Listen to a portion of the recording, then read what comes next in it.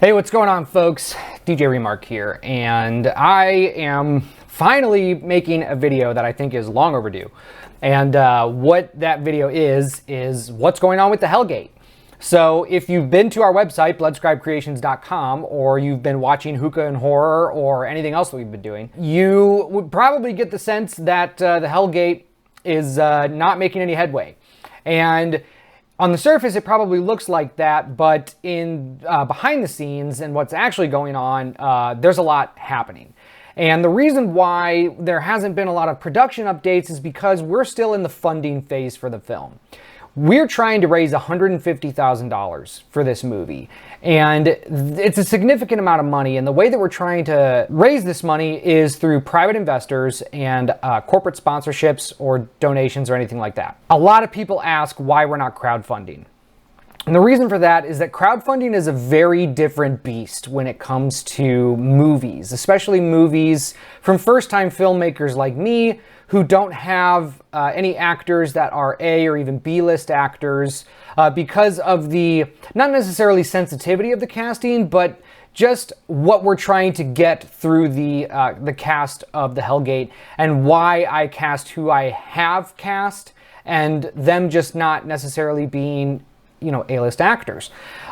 So when you crowdfund a project, it's like another full-time job where every single day you have to work spreading the message, you have to market the campaign, and you have to make sure that all of your communication is immediate with whatever audience that you have, and you have some good enough offerings for crowds or the public to go, I want to spend money on this movie. And when it comes to low budget, micro budget, and shoestring budget, which are all different terms of budget tiers, $150,000 in the industry is nothing. But in indie film and crowdfunding, it's a lot. And a lot of horror movies that crowdfund that have even significantly less requirements for money usually don't fund. And when that happens, it gives audiences less confidence on your next project. So that's why I elected to go the route of private investors, which is offering them a return on their investment based off of sales of physical copies of the movie, any kind of streaming revenue, and any other money that we can make after the $150,000 is recouped. They then get a percentage.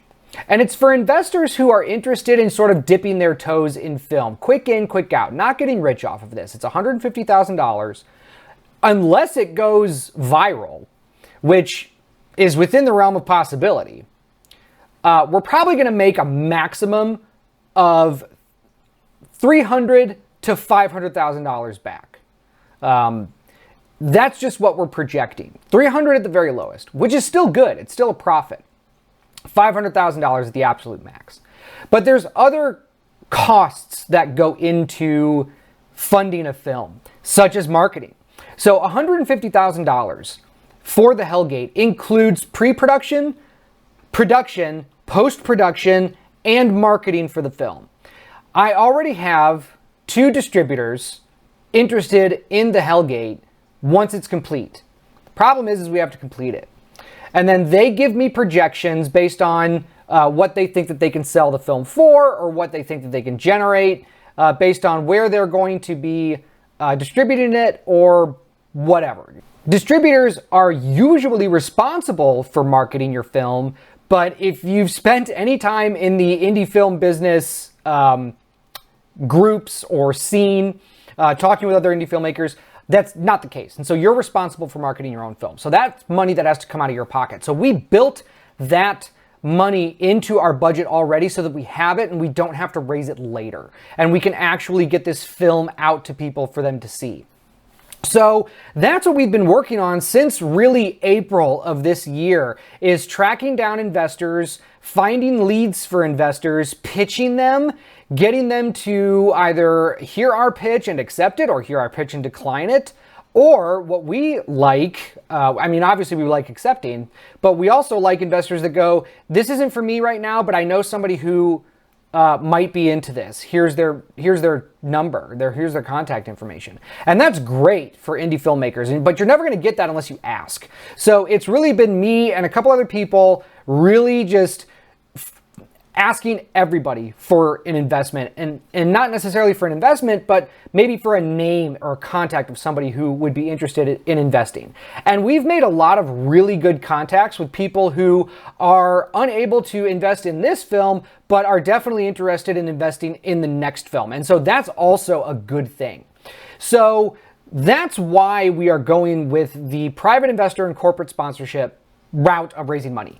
We may do a crowdfunding campaign later to raise maybe some more marketing money, or maybe something that we want to do in post-production. We might do a crowdfunding then, or if we decide ultimately we want to self-distribute, because that's still an option that's on the table, we might do a crowdfunding campaign for that.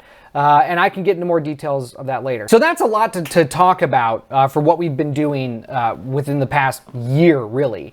And I've still been in communication with my production team, with my cast, who I still have, and letting them know what we're doing so that people aren't just sitting on their thumbs. The problem is that making videos about that and telling general people who don't know me, they don't know the production, they don't know anybody else, they don't care that we are still working on it. You know, they just want to see what the results are. And the results are the fact that my lawyer has been talking to other lawyers for a long time with other investors, and you know how lawyers are.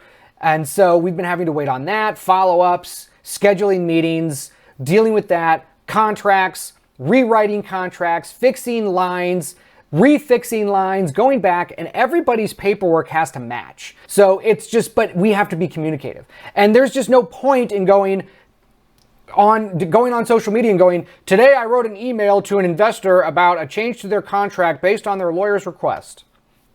Progress. You know what I mean? Nobody cares. But I did want to make this video just to let you know that that's what we're doing. We're doing all of this stuff behind the scenes. And pretty soon, I'm hoping to do another cast photo shoot so that we can also deal with, or we can also knock out some early promotional material and marketing material for when the film actually does release. So that's something that I've been working on as well. In order to pass the time, not really pass the time, but do stuff, you know, we can be in front of people and actually get the message across, is why I've been doing a weekly podcast called Hookah and Horror. If you haven't heard of Hookah and Horror yet, check it out on our YouTube channel. We stream actually on Facebook, YouTube, and Twitch.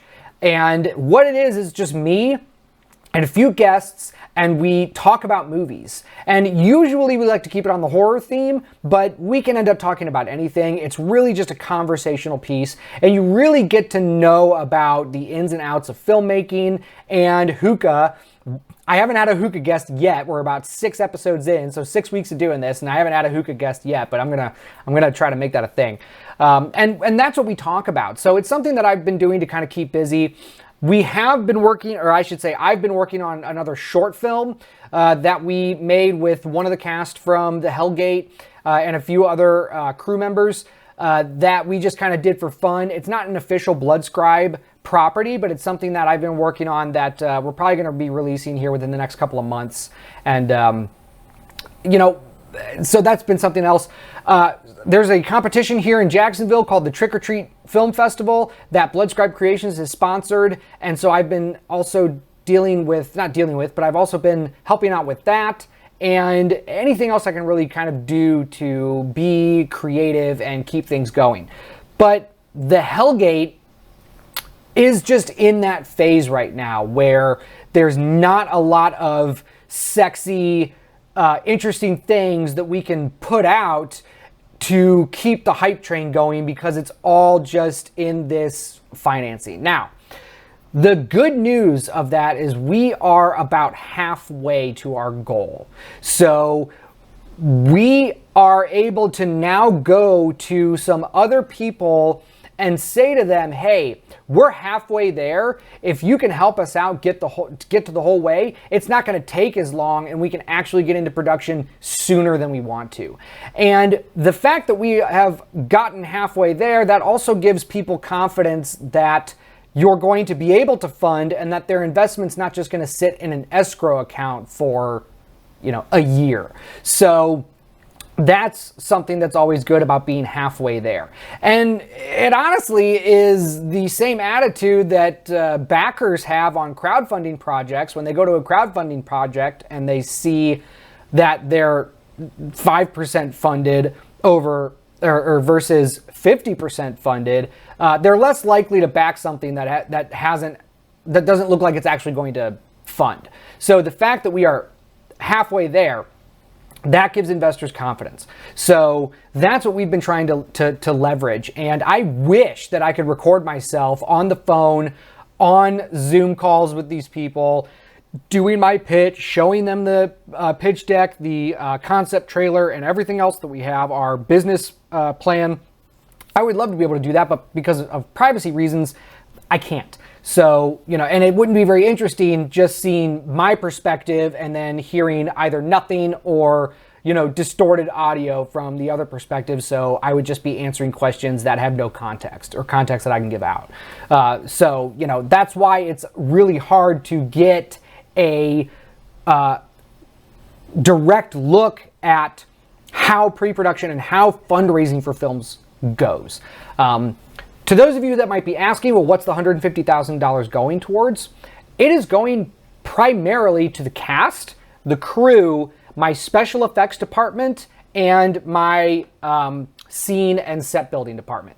Because the one thing that I love about this film is the attention to detail that I'm going to be giving all of the special effects. It's all going to be practical, so that means prosthetics, real blood, real gore, everything that you see on screen is going to be actually there. And we're even building a set for one of the final scenes in the film. And that costs money. And, I've been dodging and blocking a bunch of people making suggestions in order to be able to cut that location and maybe move it to something else, because I know that that is what I would want to see in a movie and what people who are watching the type of movie that The Hellgate is want to see. I don't want to cut corners to save cost and ultimately compromise on the vision that I have for this film. And I think it's very important that we have this, because my philosophy as a filmmaker is to bring back that hands-on, old school DIY aspect of horror filmmaking. And I just love when effects are practical, when there's actually something there on screen that the actors can act and react to. And I just ultimately think that it looks better. And so because of that, I don't want to compromise on that. So all of my money is going into, like I said, special effects, cast and crew, and set building. That's what the majority of that $150,000 is. And then the rest is other things like lawyer cost, marketing, insurance, anything that we have to do for permits, or any other, legal stuff that we have to deal with. Any kind of fees that we might have to run into as far as any gear rentals, taxes. You always want to have at least a 5% contingency on your production for emergencies. Food. We have a 3-week production schedule and we have people that we need to feed. So I want to feed them well and I want to feed them good food, and so you have to pay that cost for that. It's not necessarily this run and gun guerrilla horror film, because it's also not really, it's not a film that is conducive or indicative to, I'm probably using two wrong words, but it's not a film that actually lends itself to that type of filmmaking. You actually want to have some real care in production making a movie like what The Hellgate is. And so that's what I want to do. I'm not making $1 off of this film. I am going to be editing it, and any of the post-production editing budget, all that's going to is to upgrade my video card so that my system doesn't lag when I'm even editing in proxies. So, so I just outed myself for the equipment that I have. But like the one line item that's going to the editing budget for me is not for my time. It's to just at least upgrade my video card. Everything else, I am not getting paid for directing, for writing, for being on set. I'm not making money off of it. The only way that I'll see money off of this movie is once everybody else is paid, the investors are paid off, and we make any money after that. And it won't even be going to me, it'll be going to Bloodscribe, and Bloodscribe will actually be going, be feeding that money into the next film, and doing, doing a almost like a self-feeding mechanism. I know I'm using the wrong term. There's a term that I want to use, but it's off my head. So that's a way I'm saving money, is just, not paying myself. but it's not about that. And that's just an example of where that $150,000 is going to, like I said already, cast, crew, special effects, set, and then logistics and legalities and stuff like that. My lawyer is not cheap. Taxes are not cheap.